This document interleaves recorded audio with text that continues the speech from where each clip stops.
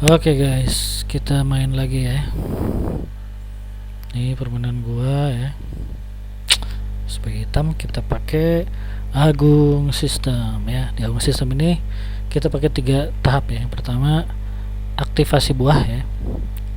Yang kedua simplifikasi, dan yang ketiga adalah endgame yang presisi. Oke, jadi dengan tahap itu kita tidak usah pusing-pusing memikirkan taktik ya. Oke, langkah lawan mengeluarkan E4, gua mengeluarkan E5. Nah, jadi kalau di Agung System kita tidak perlu mikirin opening ya. Jadi kalau kita pusing, kita tinggal tiru aja langkah awal-awalnya ya. Seperti contoh ini, ketika dia E4 kita tiru aja E5 ya, kayak mirroring gitu di awal-awal. Oke, lanjut. Kuda F3. Nah, ini gua ngeluarin kuda juga ya, prinsip aktivasi ya. Kita aktifasikan buah-buah perwiranya. Lalu D3 dikeluarkan. Nah, kita keluarin lagi kudanya ya. Udah ngeluarin gajah, dan gua ngeluarin D6 ya, supaya si ini aktif ya. Oke. Lalu kuda dikeluarkan, dan gua ngeluarin gajah ya. Kita maksimalkan aja dia keluarnya, push gitu ya, sampai sini. Kalau kesini mati ya, sampai sini aja. Oke. Lalu gajah keluarkan mengancam kuda. Oke. Kita keluarkan gajah ya, kita aktifkan. Ternyata dimakan ya, kita makan lagi lah. Kalau makan lagi, biar kita tidak kalah material ya. Lalu dia rokade dan kita rokade. Ini untuk selain mengaktifkan benteng ya, juga mengamankan raja. Lalu kuda masuk ke D5, dan nah kenapa gue pindahin di sini, karena gue tahu dia ini bakal makan dan ini bakal kebuka guys. Jadi gue pindahin di sini, walaupun dimakan ntar digampang sama menteri. Oke. Ya, pion maju. Oke, C3. Nah, gue pindahin itu ke situ. Ini maksudnya agar gue bisa mengancam ini guys, mengancam si kuda. Jadi gue pindahin dulu. Oke, pion dimajukan, dan gue kenapa blunder ya? Apa blunder guys? Oke.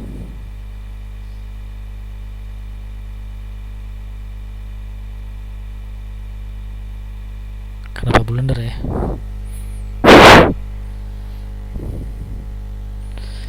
Oke. Oh, mungkin ini guys.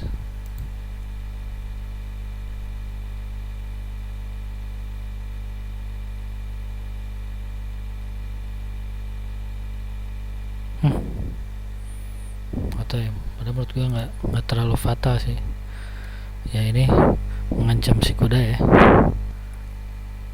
dan kuda ke situ ya udah gue makan. Dia memajukan D4 ya. Oke. Gue jalanin juga pion B5, makan ya udah, kita makan lagi. Dia mengancam gajah, dan gak gua makan ya si kuda, karena gini, simplifikasi itu tidak asal simplifikasi ya. Kita simplifikasi kalau kita lihat ada hal yang menguntungkan gitu. Oke.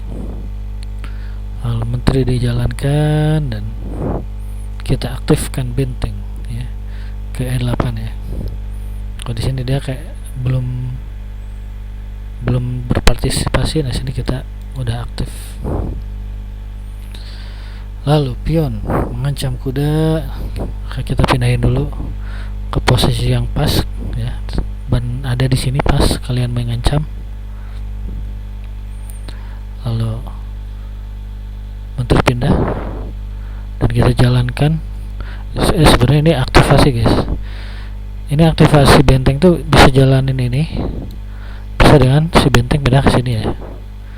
Nah kali ini gue pengen jalanin pion karena gue lihat pemainnya ini cukup solid ya, bermainnya cukup hati-hati, jadi kayaknya bakal sampai end game, makanya gue siapin si pion sampai ke depan ya.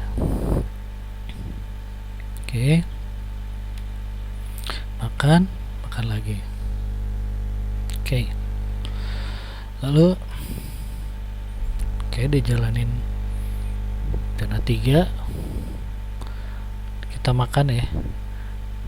Kenapa gue berani? Karena di sini ada 2 yang pelindungnya ya. Ini juga ada 2, jadi imbang lah. Set, kalau misalnya dimakan, makan lagi, kita oke lah. Nah dia jalanin C4, nah gua jalanin ini dengan maksud nanti kan kalau misalnya gua makan ini ya, ini cukup defendernya guys. Oke. Dia ke situ, gua makan. Dia pindah ke situ. Sekarang gue baru makan si kuda ya. Karena gue ngeliat dia bakal makan sini, jadi defender ke sini berkurang guys. Oke. Lalu gue jalanin G6 supaya si rajanya aktif. Maksud gue dia bisa napas ya. Oke, kalau dia jaga-jaga nanti. Lalu lawan mengeluarkan salah satu dan gua ngeluarin benteng ke A2 Oke, gajah pindah ke G4 dan benteng pindah ke D8. Kenapa? Ya, gue pengen setup si benteng tuh di sini, guys. Ya. Oke. Menteri pindah. Nah, ketika pindah gue melihat ini, guys. Ya. Ini kita bisa akses ke sini.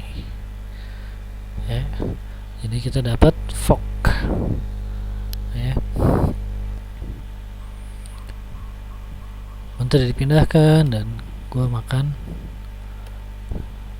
lagi. Oke.